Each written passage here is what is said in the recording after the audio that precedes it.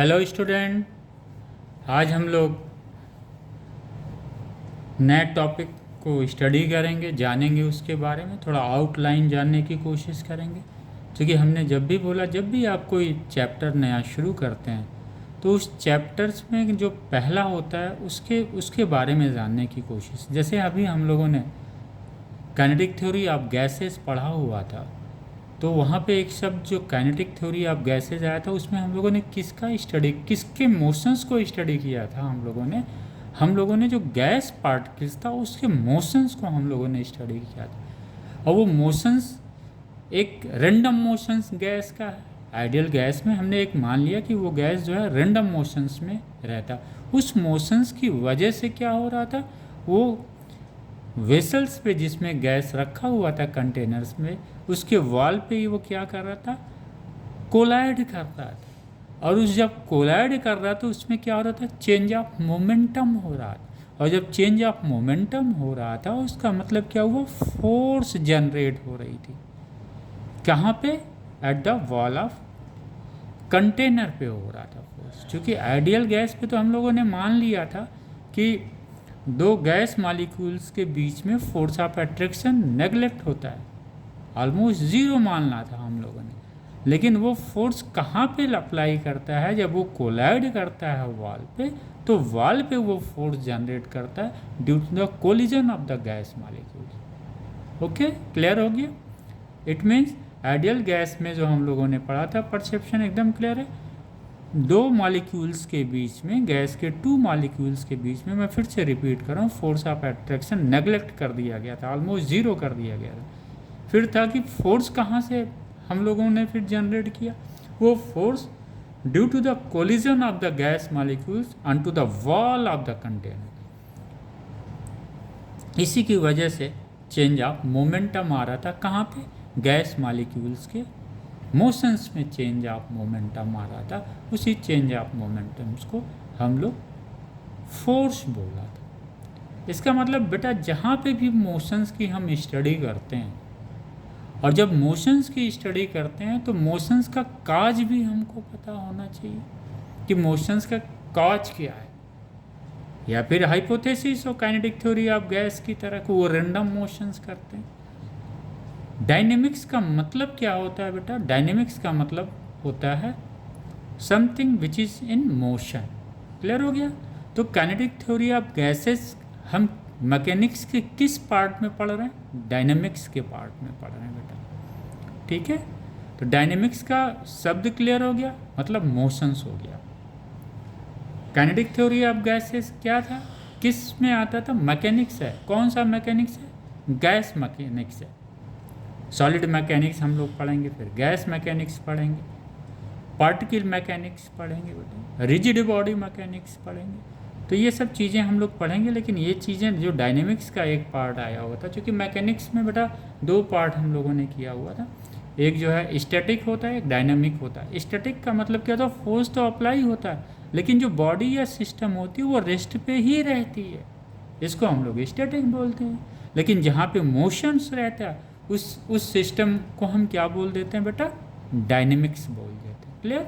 आइए, एक चीज़ हम लोगों ने और पढ़ा हुआ था बेटा, चूँकि जो ये गैस है, ये बेटा एक कंटेनर है, ये गैस है। ओके, अब यहाँ पे गैस मॉलिक्यूल्स हैं। अगर हमने यहाँ पे हीट दिया तो ये हीट क्या कर रहा है, इसके टेम्परेचर्स को बढ़ा रहा है। ये मॉलिक्यूल्स जो हैं वो क्या, रैंडम मोशंस में है बेटा। तो ये टेम्परेचर धीरे धीरे क्या हो रहा है, ट्रांसफ़र हो रहा है। किसके द्वारा, मॉलिक्यूल्स के द्वारा हो रहा है। ये किसके द्वारा हो रहा है बेटा, मॉलिक्यूल्स के द्वारा हो। यानी हीट का जो ट्रांसफ़र हो रहा है वो किसके द्वारा हो रहा है बेटा, due to the molecules. Molecules क्या कर, इसी तरह बेटा लिक्विड्स में भी होता है।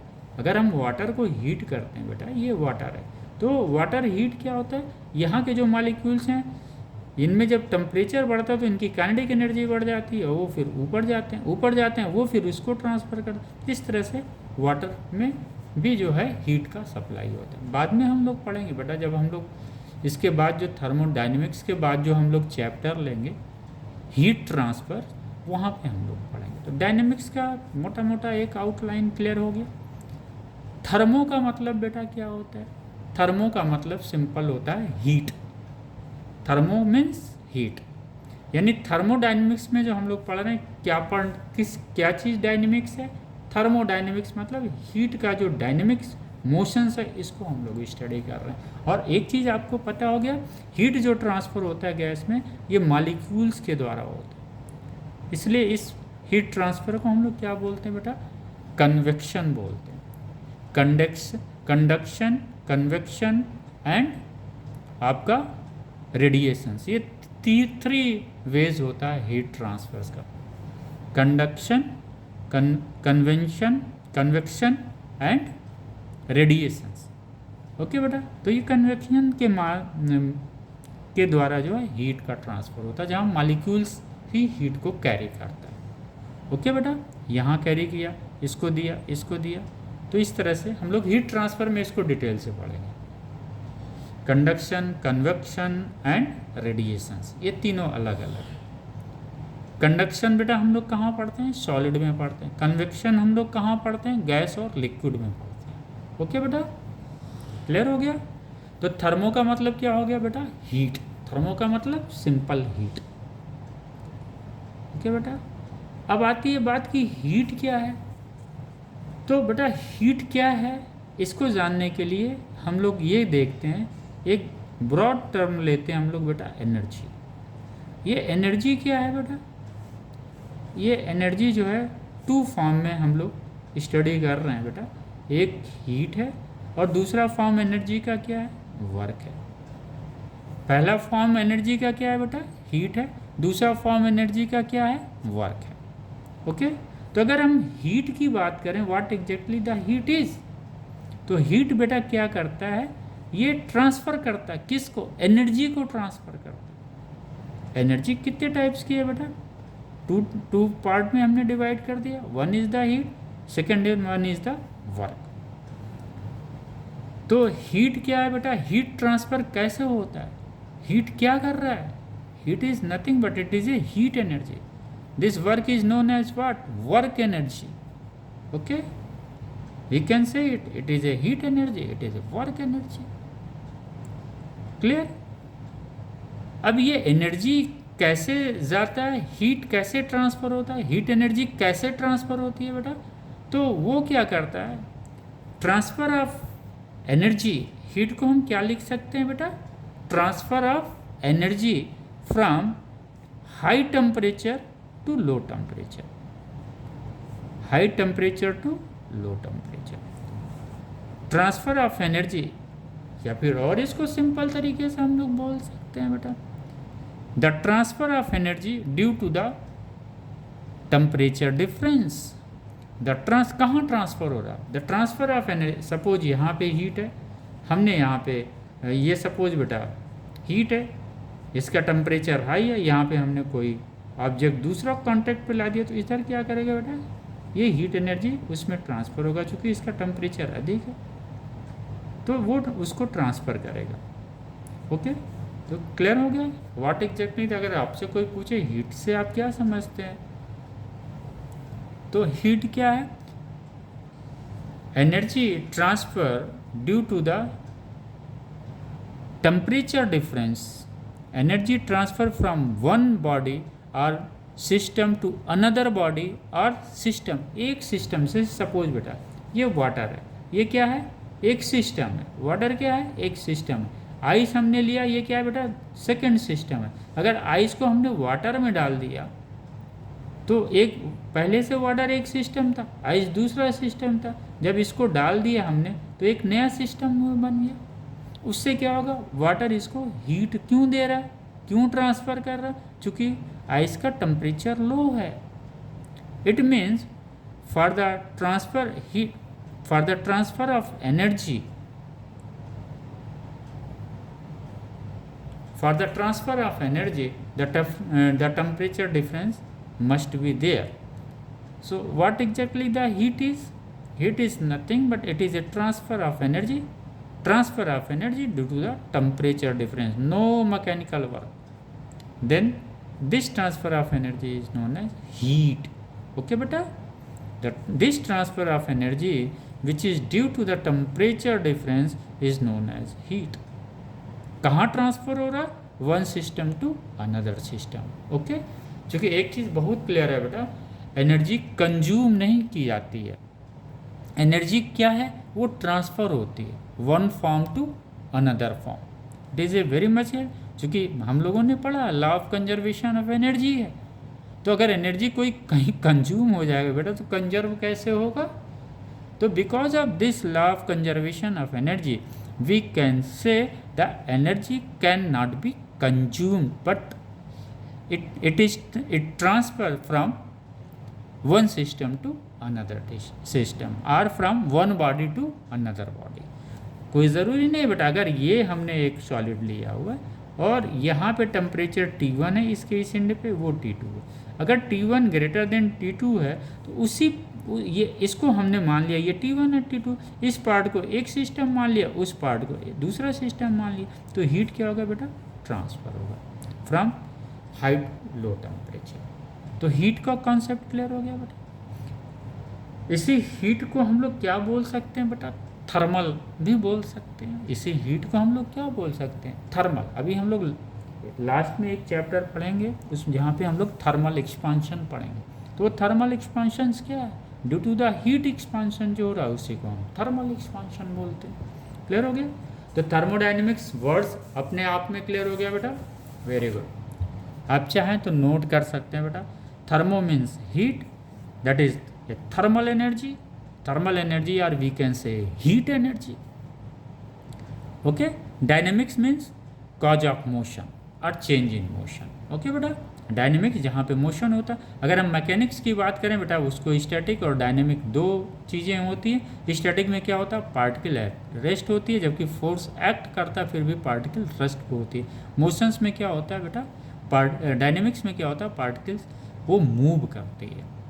ओके बेटा, particle of motions of all particle constantly remains in random motion. हम लोगों ने आइडियल गैस में हम लोगों ने पढ़ा था, जहाँ पे गैस के मॉलिक्यूल्स कॉन्स्टेंटली हमेशा लगातार रैंडम मोशंस में होते हैं। तो ये क्या हो गया बेटा? डायनेमिक्स हो गया। यानी काइनेटिक थ्योरी ऑफ गैसेस क्या है, किस ब्रांच में आता है फिजिक्स के? तो डायनेमिक्स में आता है। मैकेनिक्स के डायनेमिक्स इसमें आता है। ओके बेटा, फिर एनर्जी को हमने दो पार्ट में डिवाइड कर दिया, एक heat and work. Energy it can not be consumed by a particle और बाई ए बॉडी और बाई ए सिस्टम और बाई पार्टिकल्स, बॉडीज और system. It transfer from one form to another form. Clear हो गया बेटा? और on the particles और bodies और सिस्टम। कोई पार्टिकल्स भी हो सकता है, बॉडी भी हो सकता है, सिस्टम भी हो सकता है। मैकेनिक्स को बेटा जब हम लोग मैकेनिक्स पढ़ेंगे उस समय हम लोग डिटेल से पढ़ेंगे। बस एक आउटलाइन हमने बना दिया आपको, ताकि आप मैकेनिक्स का एक खाका आपके आँख के सामने से गुजर जाए। ओके बेटा, मैकेनिक्स में हम लोगों ने एक डिफॉर्मेशन पढ़ा था। जब इलास्टिसिटी हम लोग पढ़ेंगे मैकेनिक्स में बेटा, हम लोग क्या स्टडी करते हैं? एक जगह फोर्स की ही स्टडी मेन होती है। यहाँ पे मैकेनिक्स जहाँ पे भी वर्ड्स आता है फोर्स आ जाता है। अगर फोर्स है तभी एक्सेलरेशन होगा। तो मैकेनिक्स का मतलब क्या हुआ? फोर्स। डिफॉर्मेशंस में क्या है बेटा? मोशंस तो उस तरह का है नहीं, लेकिन मॉलिक्यूल्स तो मूव कर रहा है ना।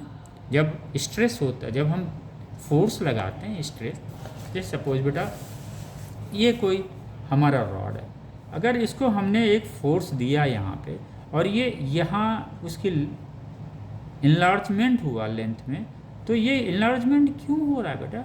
Due to the molecules. इसके जो मॉलिक्यूल्स के बीच आप फोर्स ऑफ अट्रैक्शन, इसको आप नीचे खींच के क्या कर रहे हैं? रिड्यूस कर रहे हैं। लेकिन वो मॉलिक्यूल्स में फोर्स लग रहे हैं, वो इसका अपोज कर रहा है। जब इस पर आप फोर्स लगा के इसको आप स्ट्रेन कर रहे हैं तो ये मॉलिक्यूल्स क्या कर रहा है? आप फिर से रिटर्न होना चाह रहा है यहीं पे। तो यहाँ पे भी बेटा क्या लग रहा है?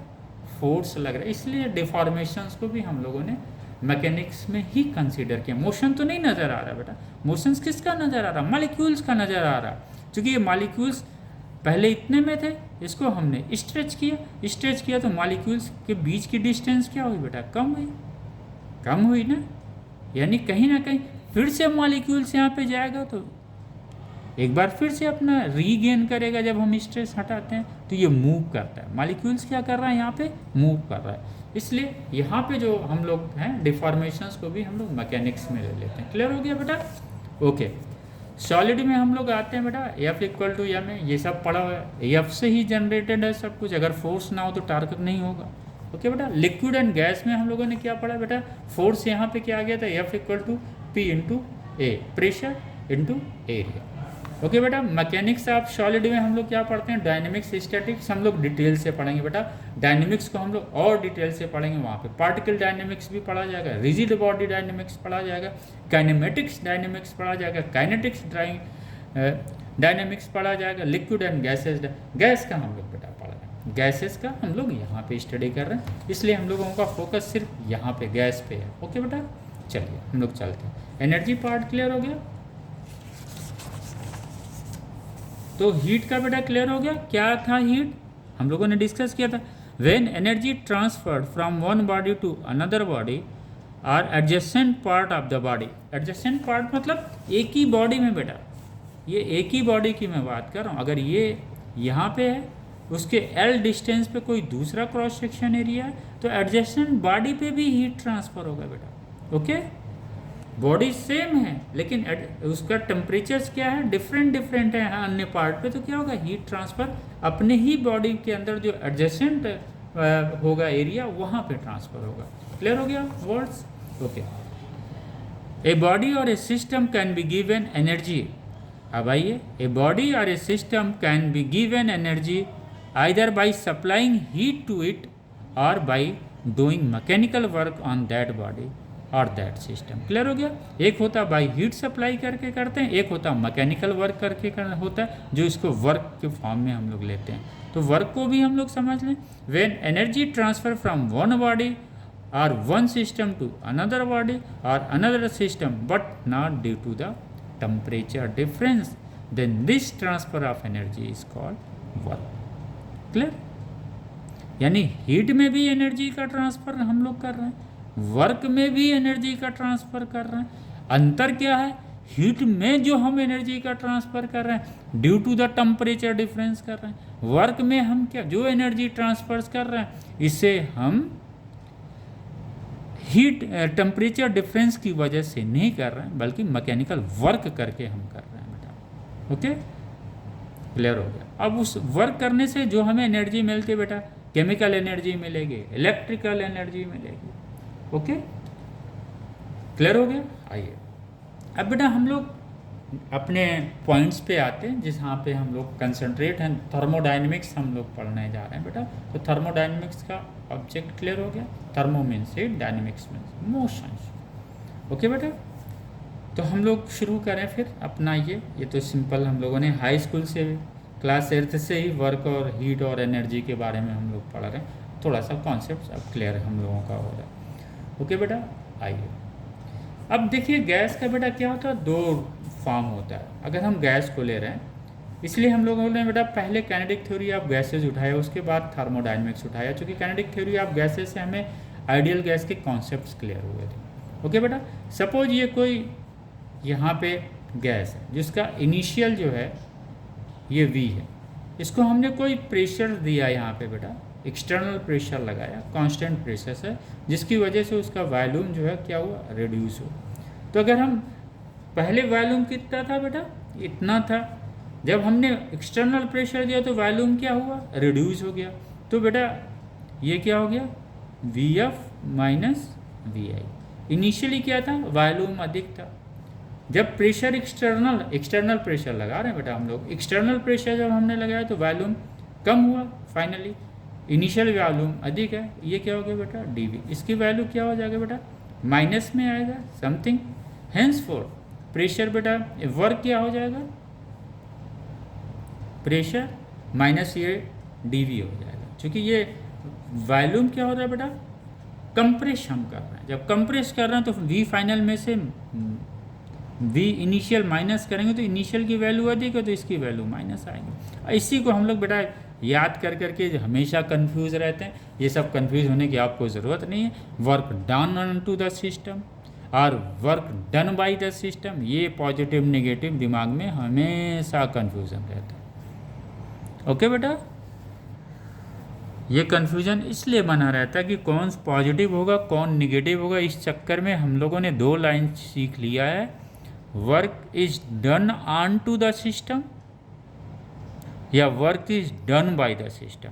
चूंकि एक्सटर्नल फोर्स लग रहा है, बाहर का फोर्स है बेटा, तो ये वर्क किसके द्वारा किया, work has been done on the system. बाहर एक्सटर्नल फोर्स लगा ना, इसलिए ऑन द सिस्टम, सिस्टम पे काम हुआ है, सिस्टम ने काम नहीं किया। तो जब हमने काम किया तो बेटा वर्क किस में आ गया, निगेटिव में आ गया। लेकिन वो निगेटिव पॉजिटिव आप सिर्फ वॉल्यूम से ही कैलकुलेट करेंगे, बाकी कोई चीज़ याद करने की ज़रूरत नहीं कि कौन पॉजिटिव होगा कौन निगेटिव होगा बेटा। और जब एक्सपांशन हम करेंगे, आइए ये तो कंप्रेशन हो गया। जब हम एक्सपांशंस करेंगे तो ये क्या है, वी इनिशियल है, ये क्या है, वी फाइनल है। और जब एक्सपांशन हो रहा है तो बेटा गैस मॉलिक्यूल्स अपने प्रेशर्स की वजह से एक्सपांड कर रहा है, यहाँ पे कोई एक्सटर्नल प्रेशर नहीं आ रहा। ये जो गैस का प्रेशर है इसकी वजह से एक्सपांड होता है। यहाँ पे क्या होगा बेटा, V final minus V initial.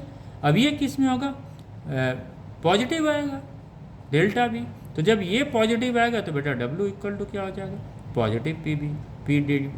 अब हमें इसमें क्या याद करना है बेटा, वर्क इज, अभी आपको क्लियर कट नजर आ रहा है। जब सिस्टम वर्क कर रहा है तो वॉल्यूम एक्सपांड हो रहा है, एक्सपांशन हो रहा है जब सिस्टम वर्क कर रहा है। जब सिस्टम वर्क करेगा, एक्सपांशन होगा तो वॉल्यूम बढ़ेगा, तो इसकी वैल्यू कितनी आएगी बेटा, पॉजिटिव आएगी। इसलिए work is done by the system, work कितना होगा, पॉजिटिव।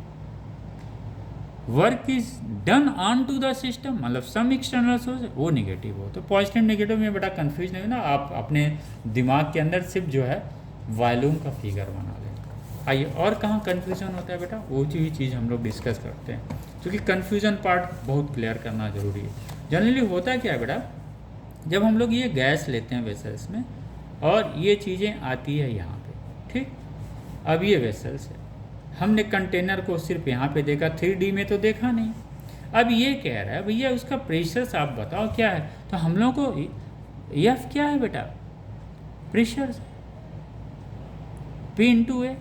अब ये हमें नहीं समझ में आ रहा ये एरिया क्या है, ये तो यार एक लाइन है, ये एरिया कैसे हो सकता है। इसीलिए बेटा जब हम लोग सवाल लगाते हैं, सपोज हम इसको गैस का इनिशियल गैस ये, फाइनल गैस ये, आफ्टर एक्सपांशन, तो आफ्टर एक्सपांशन क्या हुआ, वॉल्यूम बढ़ा, यानी सिस्टम ने काम किया, सिस्टम के द्वारा काम हुआ। तो ये बेटा ये जो डिस्टेंस ये गया है, कितना गया, ds गया, यहाँ से ds गया।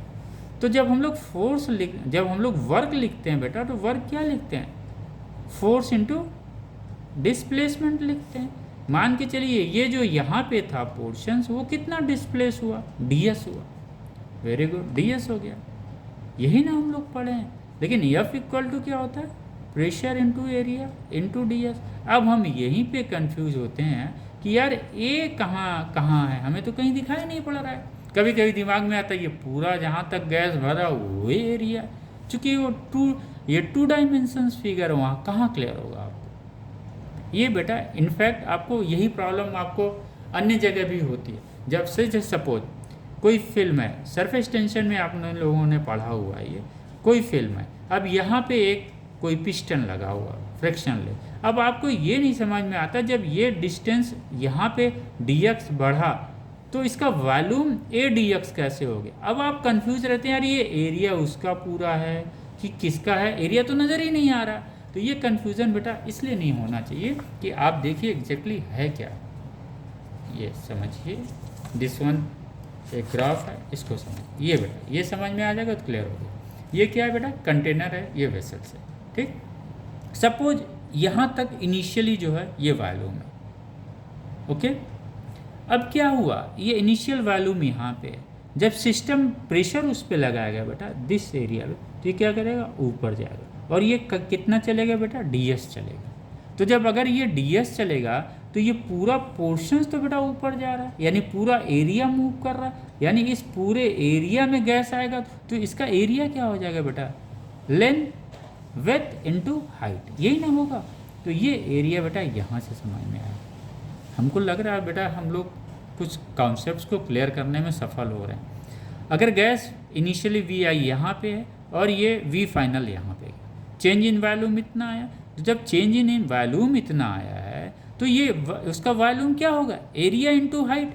तो ये ds बेटा क्या है, यही तो हाइट है, बाकी ये बेस का एरिया। तो ये वॉल्यूम यहाँ से आपको अब हमको लग रहा है, आई होप क्लियर भी हो गया होगा। आगे भी जो सरफेस टेंशन वगैरह में जो फिल्म बनाते हैं हम लोग, वो फिल्म का भी इसी तरह से आप दिमाग में रखेंगे तो कहीं पे डाउट, एरिया में हमेशा डाउट रहता है, हम लोग हमेशा कंफ्यूज रहते हैं यार। एरिया इसी का है बेटा, दिस का है एरिया। लेंथ इनटू विड्थ अलग से भी मैंने बनाया हुआ बेटा, ये ऊपर वाला पोर्शन लिया, एरिया क्या है, लेंथ इनटू विड्थ। अब यही जो ds डिस्प्लेस होता है इसी को हम लोग हाइट दे देते हैं इसको। क्लियर? तो वॉल्यूम में कोई कंफ्यूजन नहीं होना चाहिए। तो चेंज इन वॉल्यूम बेटा हमने निकाल लिया। कंप्रेशन कर रहे हैं, दाब रहे हैं, मतलब कहीं से एक्सटर्नल फोर्स लगा रहे हैं, तो वॉल्यूम कितना आ गया माइनस वर्क डन कितना हो गया बेटा, F into D S, P A into D S. अगर A एरिया और ये बेटा एरिया, ये एरिया क्या है, A है, ये डिस्टेंस क्या है, D है, तो इसका वॉल्यूम क्या हो गया, A into D S, A into D S, ये इसका वॉल्यूम। ओके बेटा, कंप्रेशंस में ये चीज़ें आइए। दूसरा बेटा हम लोग पढ़ते हैं एक्सपांशंस पढ़ते हैं। एक्सपांशंस में क्या होगा बेटा, एक्सपांशंस में क्या होगा, ये जो है एक्सपांड, ये वी आई इनिशियली एक्सपांड करके यहाँ पे चला गया। ठीक है, एक्सपांशन में क्या होगा, फाइनल जो है वॉल्यूम वो बढ़ेगा। एक्सपांशन किसके द्वारा हो जा रहा है, गैस के प्रेशर्स के द्वारा हो रहा है। यहाँ पे कोई एक्सटर्नल प्रेशर नहीं है, ना एक्सटर्नल फोर्स है, बल्कि वो गैस का इटसेल्फ प्रेशर है जिसकी वजह से वो एक्सपांड कर रहा है, जो कि पॉजिटिव में आएगा। अब बेटा ये समझ में आ गया, A इंटू डी एस, ये वाला क्लियर हो गया। ये this one is the area, D S is the height. तो एरिया इंटू हाइट क्या होता, वॉल्यूम होता। तो ये क्लियर हो गया। W पॉजिटिव होगा, ये कहाँ से हम निकाल, याद नहीं कर रहे हैं ना, मुझे दिमाग में लेना है, ये बार बार नहीं सोचना है। Work is done by the system, then the work will be the positive. If the work is done by us, the work will be negative. ये चीज़ें दिमाग में नहीं लेनी, बस आप एक हल्का आउटलाइन, अभी हम एक ग्राफ बना के भी दिखाएंगे बेटा, उससे थोड़ा और भी कॉन्सेप्ट्स क्लियर होंगे। ओके, आइए ये ग्राफ है, इसको समझ लेंगे तो हम लोग थोड़ा सा और आगे भी हम लोगों के लिए चीज़ें आसान हो जाएंगी। ओके बेटा, यही चीज़ें जो अभी हम लोगों ने वर्क का निकाला हुआ था उसी को हम लोग कहते हैं बेटा। हमको पता है ये हीट और वर्क में एक रिलेशंस होता है। हमको पता है 1 calorie heat is equal to the 4.18 joule of work, यानी 1 कैलोरी हीट से हमें कितना वर्क मिलता है बेटा, 4.18 जूल। इसको डॉक्टर जूल ने ही बताया था, एक्सपेरिमेंटल वो वैल्यू है बेटा, कोई प्रूव वैल्यू नहीं है। डॉक्टर जूल ने वो एक्सपेरिमेंटल वैल्यू निकाल के बता दिया था। 1 कैलोरी हीट जो है इक्विवेलेंट टू 4.8 जूल वर्क के बराबर होता है, इक्वल होता है। ओके बेटा, आइए इलेक्ट्रिकल एनर्जी जाहिर सी बात है हीट एनर्जी में कन्वर्ट हो। क्लियर? इस ग्राफ को बेटा हम देखते हैं, जहाँ पे इस ग्राफ में क्या शो कर रहा है, ये वॉल्यूम है, ये प्रेशर है। अब ये क्या कर रहा है बेटा, वॉल्यूम, ये एरो दिखा रहा है, इसका मतलब क्या दिखा रहा है, वो वॉल्यूम इंक्रीज कर रहा है। इंक्रीज कर रहा है मतलब एक्सपांड कर रहा है। तो यानी ये वी फाइनल अधिक होगा, वी इनिशियल कम होगा, तो V final minus V initial, change in volume कितने में आएगा बेटा, पॉजिटिव आएगा। तो इसका वर्क डन कितना हो जाएगा, पॉजिटिव हो जाएगा। ओके, क्लियर हो गया बेटा, वी और पी। जैसे अब इस लाइन के नीचे जो ग्राफ होगा ना बेटा, उसकी वैल्यू वही आएगी, क्योंकि ये क्या है बेटा, डी है, ये क्या है बेटा, पी है। तो इसका एरिया क्या हो जाएगा, पी डी वी क्या है बेटा, पी डी वी एरिया ही है ना। ओके, अरे लेंथ इनटू विड्थ एरिया हुआ उसका बेटा। तो वर्क डन कभी कभी एरिया दिया रहता है, यानी इस लाइन के नीचे जो एरिया क्यों है, ये डी वी है, ये पी है। तो इसका मल्टीप्लिकेशंस हो रहा है ना, मल्टीप्लिकेशन मतलब ये इस तरह से मल्टीप्लाई कर रहा है, ये D V P, length into width, तो क्या हुआ, एरिया हो गया। एक कर्व के नीचे जो एरिया होगा वो वर्क हो जाएगा बेटा। ओके, कंप्रेशन में देखिए क्या होता है बेटा, इनिशियली क्या था, वॉल्यूम ये था, अधिक था बी पे, लेकिन जब कंप्रेस कर रहे हैं तो वॉल्यूम क्या हो रहा है बेटा, रिड्यूस कर रहा है। और किस वजह से कंप्रेशन हो रहा है बेटा, इस प्रेशर्स की वजह से हो रहा है, क्योंकि ये प्रेशर्स हमने क्या लिया, एक्सटर्नल प्रेशर की वजह से हो रहा है, जो कांस्टेंट है। ये जो प्रेशर था बेटा वो क्या था, वो गैस का इंटरनल सिस्टम का प्रेशर था, ये क्या था बेटा pressure? That pressure is of the system pressure. यहाँ पे P क्या था बेटा? External pressure. ऐसे इवेलुएट करते हैं कॉन्सेप्ट्स को, तब चीज़ें आसानी से आ जाती है बेटा। ओके, अभी ग्राफ पे है, उसमें बहुत सारी चीज़। अब यहाँ पे क्लियर हो गया। ये ग्राफ जाने का मतलब क्या हुआ? गैस एक्सपांड कर रहा है। अगर ये इधर आ रहा है, वॉल्यूम रिड्यूस हो रहा है, तो गैस क्या है? कंप्रेशन हो रहा है गैस का, यानी some external. This P is the external. कोई पॉजिटिव नेगेटिव याद करने की ज़रूरत नहीं है। आइए लास्ट है, इसको थोड़ा सा समझें। हम लोगों ने पढ़ा भी हुआ था, लेकिन चूंकि थोड़ा सा रिफ्रेश करना चाह रहे हैं ताकि आपको पता चले भी यहाँ पे एक इंटरनल एनर्जी भी आएगी। हम लोगों ने काइनेटिक थ्योरी ऑफ गैसेज इसीलिए उठाया था ताकि हमारे कॉन्सेप्ट्स क्लियर हो जाए। इंटरनल एनर्जी आइडियल गैस का बेटा क्या होता है? इंटरनल एनर्जी आइडियल गैस का सिंपल होता है बेटा।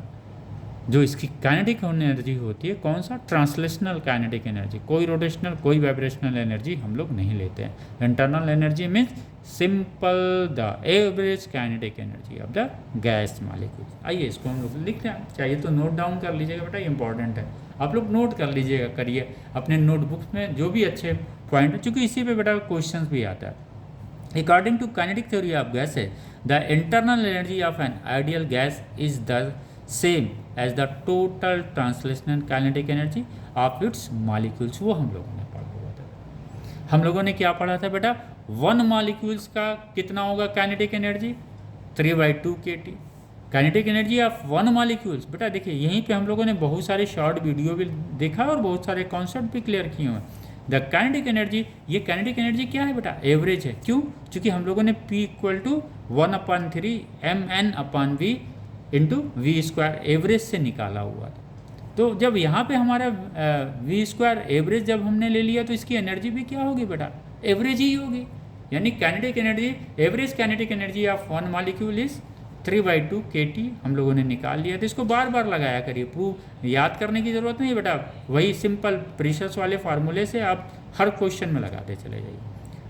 अब ये देखिए बेटा, यहाँ पे मुझे समझ में आ रहा है 1 मॉलिक्यूल्स किस पे डिपेंड कर रहा है kinetic energy? Only and only depend on to the temperature. The kinetic energy of 1 molecule only depend on to the temperature.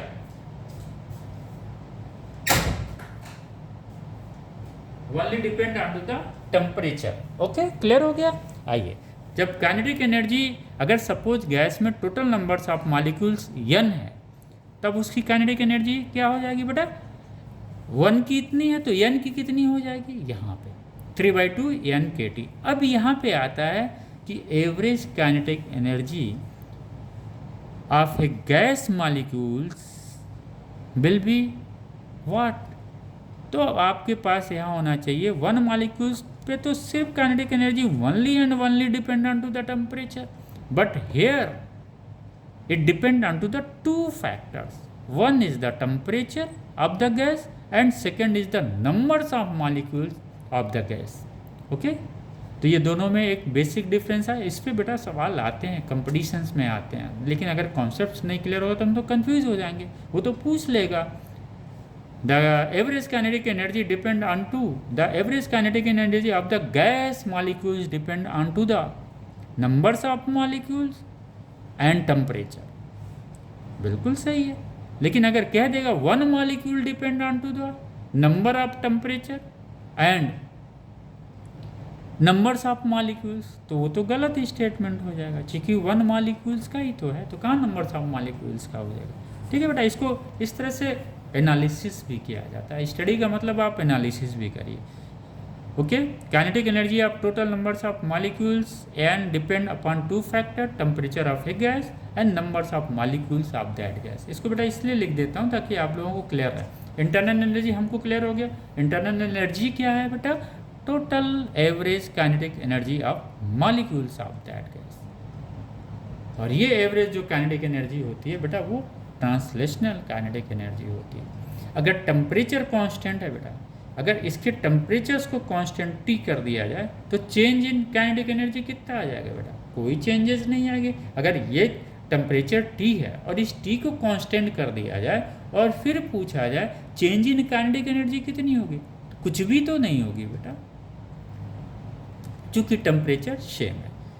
इसीलिए जब टेम्परेचर सेम रखा जाएगा तो चेंज इन काइनेटिक एनर्जी बेटा क्या हो जाएगी, जीरो हो जाएगी। तो जब change in kinetic energy zero हो जाएगी तो चेंज इन इंटरनल एनर्जी कितनी हो जाएगी बेटा, जीरो हो जाएगी। हम लोगों को थर्मोडायनेमिक्स में बेटा ये चीज़ें पढ़नी है, इंटरनल एनर्जी पे हमारा कमांड होना चाहिए। और मैं होप कर रहा हूँ इस सेशन में आपको इंटरनल एनर्जी के कॉन्सेप्ट्स क्लियर हो गए होंगे बेटा। और एक चीज़ दूसरा, आप कंफ्यूज आप मत होइएगा कि एरिया और डिस्टेंस से वॉल्यूम क्यों आया। This one is the area, ये जितना एक्सपांड करने के बाद आया डिस्टेंस डी एस, इसको किया वॉल्यूम। वॉल्यूम मतलब दिस पोर्शंस का वॉल्यूम। बेटा यही सिंपल चीज़ें फिजिक्स की पढ़ी जाती है।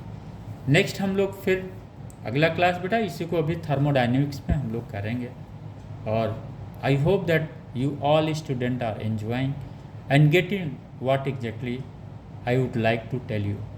मेरा बेटा पढ़ाने का मात्र एक ही उद्देश्य है, जो हमने हाई स्कूल इंटर में जहाँ पे मुझे कन्फ्यूज़न था, मैं नहीं चाहता मेरे प्यारे बच्चों को वो कन्फ्यूज़न हो।